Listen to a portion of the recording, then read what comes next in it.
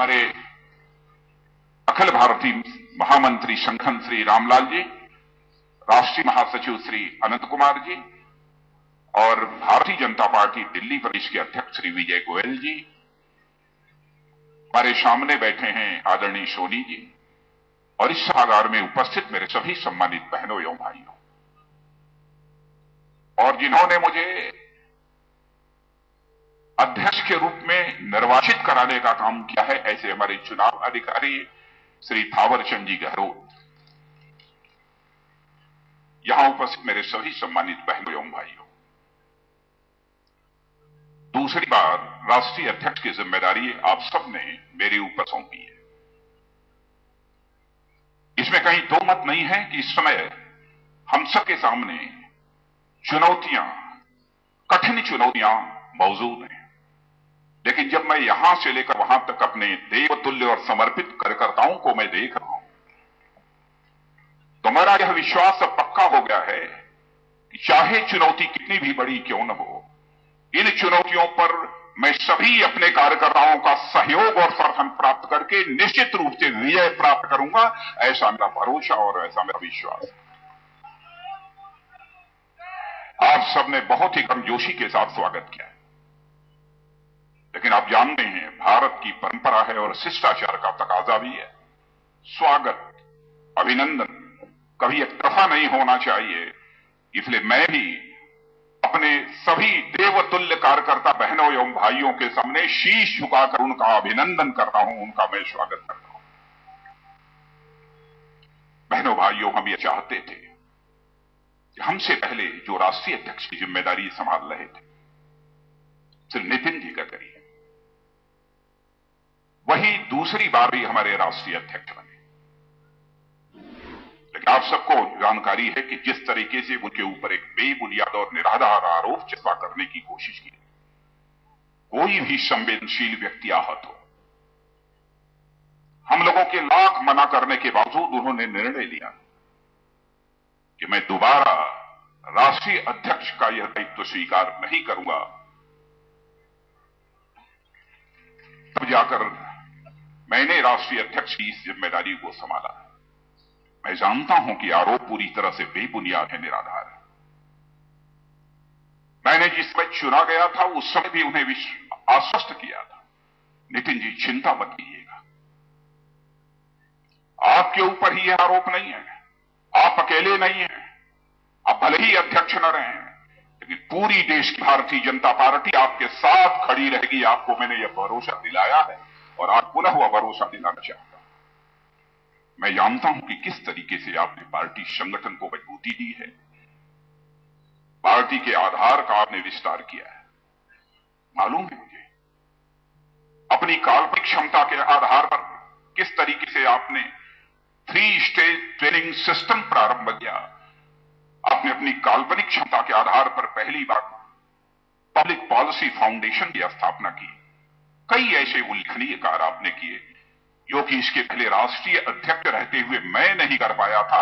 उस काम को यदि किसी ने किया है तो हमारे छोटे भाई नितिन गडकरी ने किया। लेकिन जो ही विधाता को मंजूर होता है बहनों भाइयों, वही होता है, हम सभी जानते हैं। आज राष्ट्रीय परिषद का यह सम्मेलन दिल्ली में तालकटोरा में संपन्न हो रहा है। हम सभी जानते हैं कि यह हमारा राष्ट्रीय परिषद का सम्मेलन प्रमुख रूप से 2 अवसरों का साक्षी है। एक तो आप जानते हैं कि भारत का ही नहीं बल्कि विश्व का सबसे बड़ा, जहां पर जनसमूह एकत्रित होता है बिना किसी निमंत्रण के, बिना किसी घोषणा के, बिना किसी विज्ञापन के, तो जो हमारा महाकुंभ प्रयाग में लगता है, उस महाकुंभ में एकत्रित होता है, तो वह एक अवसर जब राष्ट्रीय परिषद का हमारा अधिवेशन हो रहा है, वह हम सबके सामने विद्यमान है। और मैं कह सकता हूं यह विश्व का सबसे बड़ी संख्या में जनसमूह महाकुंभ के अवसर पर एकत्रित होता हो, ऐसा नहीं है। भारत का जो भी लिपिबद्ध इतिहास है उसमें भी प्रयाग के महाकुंभ से बड़ा जमघट और किसी दूसरे स्थान पर नहीं लगता है। लगता है तो केवल प्रयाग में महाकुंभ के अवसर पर ही लगता है। यह हमको आध्यात्मिकता का संदेश देता है। और ऐसे जो अवसर होते हैं सचमुच पूरे भारत को सांस्कृतिक एकता के सूत्र में बांधने वाले होते हैं। वहीं पर एक दूसरे अवसर का भी यह राष्ट्रीय परिषद का अधिवेशन साक्षी है। स्वामी विवेकानंद हम सभी अच्छी तरह जानते हैं, उनकी 150वीं वर्षगांठ हम इस समय मना रहे हैं। कौन नहीं जानता इस सच्चाई को कि भारत में सबसे पहले अंतर्राष्ट्रीय मंचों पर जाकर भारत की सनातन धर्म की पताका को फहराने का काम किसी ने किया था तो हमारे स्वामी विवेकानंद जी ने किया था। और यदि मैं कहूं कि first global youth of India यदि किसी को कहा जाना चाहिए तो first global youth of India कहा जाना चाहिए, तो स्वामी विवेकानंद को कहा जाना चाहिए, क्योंकि पहली बार अंतर्राष्ट्रीय मंच पर जाकर धर्म संसद में जाकर उन्होंने भारत को के नौजवानों को एक ग्लोबल रिकॉग्निशन, एक वैश्विक मान्यता दिलाने का काम किया था। यह दो प्रमुख अवसरों का यह साक्षी है हमारा राष्ट्रीय परिषद का अधिवेशन, जहां पर हमारा प्रयाग का महाकुंभ और स्वामी विवेकानंद की 150वीं वर्षगांठ हमको आध्यात्मिकता का संदेश देते हैं और साथ ही साथ यह हमें यह भी संदेश देते हैं कि भारत के राष्ट्रीय स्वाभिमान को जिंदा रखने के लिए, उसे कायम रखने के लिए हमें क्या क्या करना चाहिए। तो यह सब इन दो अवसरों के कारण हम सबको आज सुखद अनुभूति हो रही है। लेकिन बहनों भाइयों, इसी के साथ दो दुखद अनुभूतियां भी है। आप सभी को जानकारी है कि महाकुंभ के अवसर पर स्नान करने के लिए जो तीर्थयात्री गए थे, सरकार के द्वारा व्यवस्था ठीक न होने के कारण किस तरीके से रेलवे स्टेशन के ऊपर उनकी जाने गई हैं, सारे देश ने हृदय विदारक दृश्य को देखा है। एक तरफ तो सरकार महाकुंभ के पहले ही रेल का भाड़ा बढ़ा देती है, किराया बढ़ा देती है, लेकिन सरकार को जब इतना बड़ा आयोजन हो रहा है, इतना बड़ा संगम हो रहा है, तो जिस प्रकार की व्यवस्था करनी चाहिए यह सरकार व्यवस्था नहीं कर पा रही है। उसी के परिणाम स्वरूप महाकुंभ के अवसर पर हमारे ऐसे कई तीर्थयात्री हताहत हुए। वहीं पर एक दुखद सूचना जिसकी जानकारी आप सबको प्राप्त हुई है कि हैदराबाद में किस तरीके से आतंकवादियों ने 16 लोगों की जानें ले ली और सैकड़ों की संख्या में लोग घायल हुए। ये दोनों दुखद स्थितियां हैं, लेकिन यहां पर दो यह दुखद स्थितियां हाल फिलहाल पैदा हुई हैं हम सबके सामने, वहीं पर एक अत्यंत सुखद स्थिति भी हम लोगों के लिए आप सभी जानते हैं। आज तक यहां तक मुझे याद है, भारत के राजनीतिक इतिहास में भारतीय जनता पार्टी ने किसी राज्य में किसी एक व्यक्ति के नेतृत्व में लगातार 3 बार शानदार सफलता नहीं हासिल की। और बहनों भाइयों, आप सबको मालूम है कि नरेंद्र भाई के नेतृत्व में गुजरात में हमको तीसरी बार सफलता प्राप्त हुई। उन्होंने हैट्रिक बनाने का काम किया है,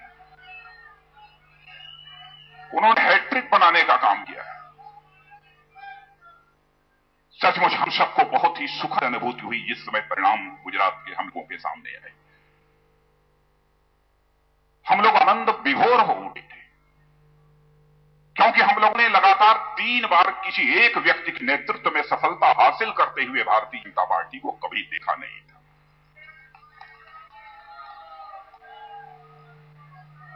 अंतर्राष्ट्रीय जगत में भी जिस तरीके से उनकी सरकार की प्रशंसा हुई है, चाहे अमेरिका दुनिया का सबसे विकसित देश माना जाता है, चाहे वो यूरोपियन कंट्रीज हों, सबने उनके डेवलपमेंट के मॉडल की प्रशंसा की है, उनके गुड गवर्नेंस की प्रशंसा की है। स्वाभाविक है कि हम सभी कार्यकर्ताओं को उसके कारण सुखद अनुभूति हुई होगी।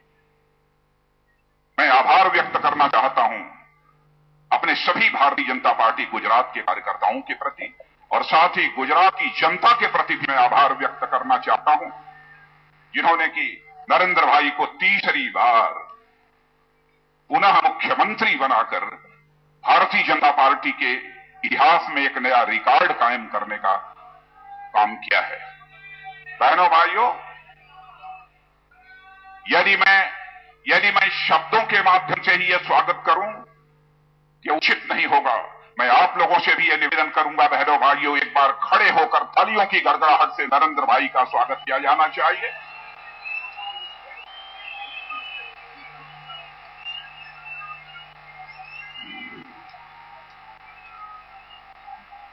एक मिनट, एक मिनट, एक मिनट, एक मिनट, एक मिनट। बहनों भाइयों, केवल शब्दों के माध्यम से ही नहीं, आवाज नहीं, आप सभी अनुशासित कार्यकर्ता, आवाज नहीं, आवाज नहीं। बहनों भाइयों, हम केवल हैट्रिक बनाने वाले मुख्यमंत्री का स्वागत शब्दों के माध्यम से करें, यही पर्याप्त नहीं है। हम हैट्रिक बनाने वाले मुख्यमंत्री का स्वागत केवल तालियों की गड़गड़ाहट से करें, यही पर्याप्त नहीं है, बल्कि आप सबकी तरफ से, हिंदुस्तान के सभी कार्यकर्ताओं की तरफ से, राष्ट्रीय अध्यक्ष होने के नाते मैं उनका माल्यार्पण कर उनका अभिनंदन करना चाहता हूं। और तालियों की गड़गड़ाहट से सभागार गूंजता है।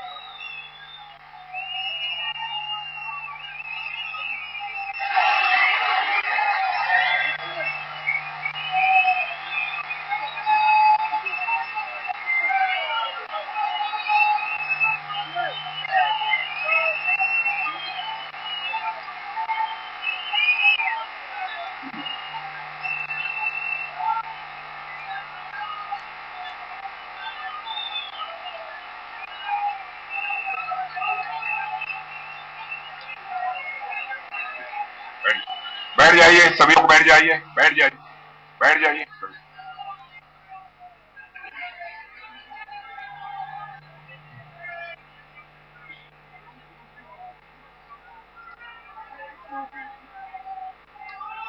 बहनों भाइयों, भारत की राजनीति में भारतीय जनता पार्टी को जो ऊंचाई हासिल हुई है, उससे भी हम सभी परिचित हैं। हमारे दो नेता, श्रद्धेय अटल बिहारी वाजपेयी और श्रद्धेय लाल कृष्ण आडवाणी ने आजीवन अथक परिश्रम करके उन्होंने भारत की राजनीति में भारतीय जनता पार्टी को ऊंचाई देने का काम किया। श्रद्धेय अटल जी अस्वस्थ होने के कारण हम लोगों के बीच कई बार की कार्यकारिणी और साथ ही राष्ट्रीय परिषद के सम्मेलन में उपस्थित नहीं हो पा रहे हैं, जहां पर मैं अपनी तरफ से भी और मंच और मैदान में बैठे हुए और इस सभागार में बैठे हुए आप सभी की तरफ से ईश्वर से प्रार्थना करता हूं कि शीघ्र हमारे प्रिय नेता श्रद्धेय अटल बिहारी वाजपेयी को स्वास्थ्य लाभ प्राप्त हो। वहीं पर बहनों भाइयों, श्रद्धेय आडवाणी जी का नाम लेते ही मुझे गौरव की अनुभूति होती है।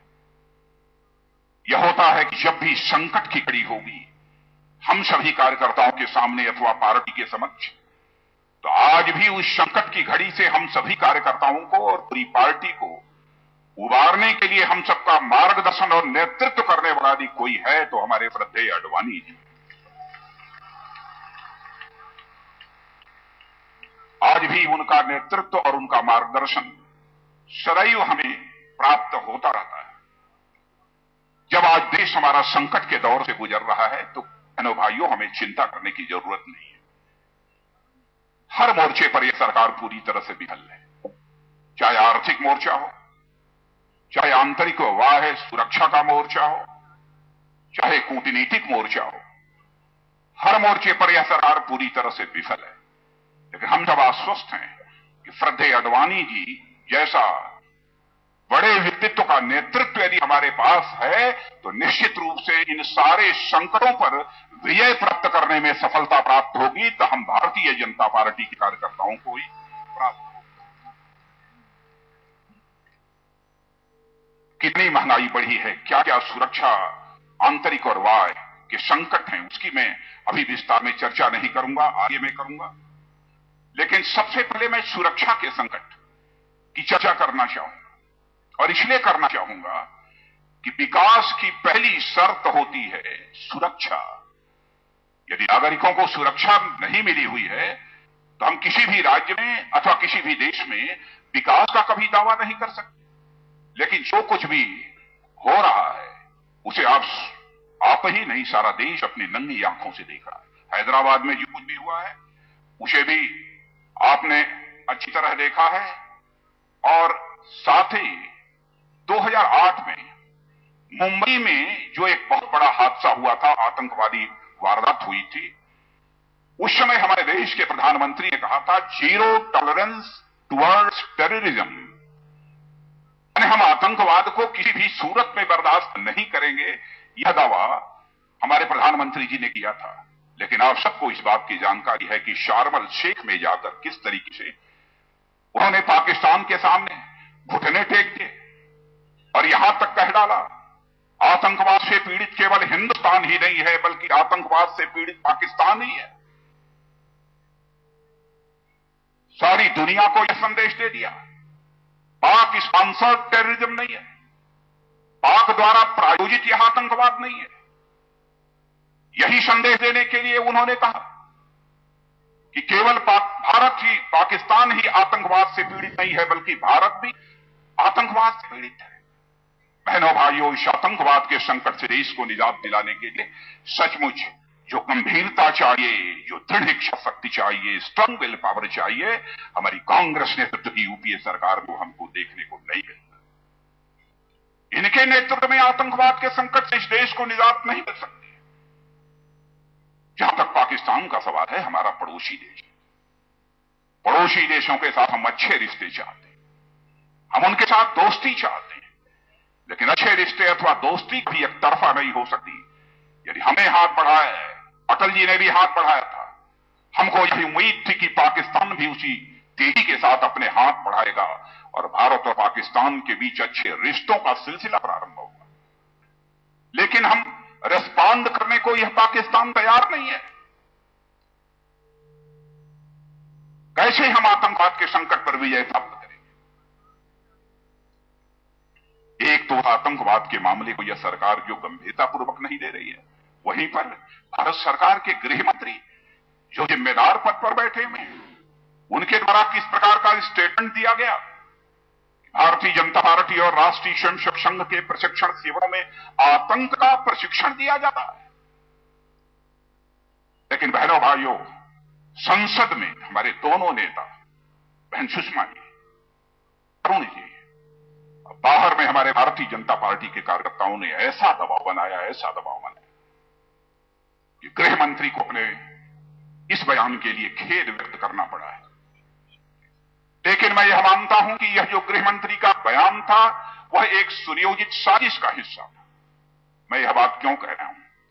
विकीलीक्स में एक बार यह खबर प्रकाशित हुई थी, किसी ने पूछा था राहुल गांधी से कि देश को, भारत को किस चीज से सबसे बड़ा खतरा है, तो उन्होंने कहा कि हिंदू आतंकवाद से खतरा है। इसलिए मैं ऐसा नहीं मानता कि गृह मंत्री ने ऐसा बोला होगा, तो अनजाने में बोल दिया होगा। यह सोची समझी एक साजिश का हिस्सा था, एक षड्यंत्र का हिस्सा था। और वैसे तो भारतीय जनता पार्टी यह मानकर चलती है कि जो भी भारत माता की कोख से पैदा हुआ है, चाहे हिंदू हो, मुसलमान हो, ईसाई हो, चाहे जो भी हो, जो भारत माता की कोख से पैदा हुआ है, सभी एक दूसरे के भाई भाई हैं। लेकिन केवल भारतीय समाज को जाति, पंथ और मजहब के आधार पर बांटकर बस केवल सरकार बनाना चाहते हैं। लेकिन कार्यकर्ता बहनों भाइयों, मैं आपको याद दिलाना चाहता हूं, जिस समय भारतीय जनता पार्टी की स्थापना हुई थी, उस समय श्रद्धेय अटल जी और आडवाणी जी ने यह कहा था कि यदि हम भारतीय जनता पार्टी के रूप में अपनी राजनीतिक यात्रा हिंदुस्तान में प्रारंभ कर रहे हैं, तो हमारी यह यात्रा केवल सरकार बनाने के लिए नहीं होगी। राजनीतिक पार्टी है तो सरकारें बनती हैं, इसमें कहीं दो मत नहीं है, लेकिन केवल सरकार बनाने के लिए नहीं होगी, बल्कि हमारी राजनीतिक यात्रा भारतीय जनता पार्टी के रूप में हो रही है तो यह देश बनाने के लिए होगी, यह हमारे नेताओं ने कहा था। लेकिन यह कांग्रेस पार्टी, जिसने कि 65 वर्षों में 55 वर्षों से अधिक समय तक बराबर इस हिंदुस्तान में हुकूमत की है, बराबर वोट बैंक की राजनीति किया है, भारत की सामाजिक समरसता को इस कांग्रेस की हुकूमत ने तार तार कर दिया है। इस सामाजिक समरसता को सामाजिक एकता और अखंडता को बनाए रखने की जिम्मेदारी भी यदि किसी के ऊपर है बहनों भाइयों, तो हम सभी भारतीय जनता पार्टी के कार्यकर्ताओं के ऊपर है। देश में सुरक्षा का एक दूसरा संकट, अवैध घुसपैठ, बांग्लादेशी घुसपैठियों का केवल नॉर्थ ईस्ट में ही नहीं हो रहा है, बल्कि हिंदुस्तान का कोई भी राज्य शायद छूता नहीं है जहां पर कि अवैध बांग्लादेशी घुसपैठिए प्रवेश न कर गए। भारतीय जनता पार्टी ने बार बार इस सवाल को संसद में भी उठाया है, संसद के बाहर भी उठाया है, लेकिन सरकार हाथ पर हाथ धरे बैठी रहती है। कभी कहा था जरूर कि हम निश्चित रूप से हम इन अवैध घुसपैठियों को आइडेंटिफाई करेंगे और जो भी आवश्यक होगा हम कार्रवाई करेंगे, लेकिन आज तक कुछ नहीं हो पाया। मैं आपको बतलाना चाहता हूं, 2001 में एक group of ministers report on reforming national security system, यह एक बना था। उसमें हम लोगों की सरकार थी, बीजेपी नेतृत्व की एनडीए सरकार थी, और उस कमेटी ने जो रिपोर्ट दी थी उसमें कहा था 2001 में लगभग 1.5 करोड़ बांग्लादेशी घुसपैठिए भारत में प्रवेश कर चुके हैं, और आज 2013 है। 12 साल के बाद अवैध घुसपैठियों की कितनी संख्या होगी, इसका सहज में ही आप अनुमान लगा सकते हैं। एक भी राज्य छूटा नहीं है जहां पर यह पहुंच न गए हो। नॉर्थ ईस्ट में तो कई राज्यों का डेमोग्राफिक प्रोफाइल ही बदल गया है, जनसंख्या का संतुलन पूरी तरह से बिगड़ गया है, और नॉर्थ ईस्ट में रहने वाले जो वहां के मूल नागरिक हैं वह चिंताग्रस्त हैं, भयग्रस्त हैं। यह देश की आंतरिक सुरक्षा के लिए एक बहुत बड़ा खतरा है बहनों भाइयों। इसलिए मैं सरकार से पुनः मांग करना चाहता हूं, एनआरसी बनाया जाना चाहिए, नेशनल रजिस्टर ऑफ सिटीजन्स बनाया जाना चाहिए, और इतना ही नहीं, उनका आइडेंटिफिकेशन होना चाहिए, और जो भी बांग्लादेशी हैं, अवैध घुसपैठिए हैं, उन्हें राशन कार्ड भी नहीं दिया जाना चाहिए, और न तो उन्हें कोई वोटर बनाया जाना चाहिए, बल्कि सीधे बांग्लादेश से बात करके उन्हें यहां से डिपोर्ट किया जाना चाहिए, भारत की सीमा के बाहर किया जाना चाहिए।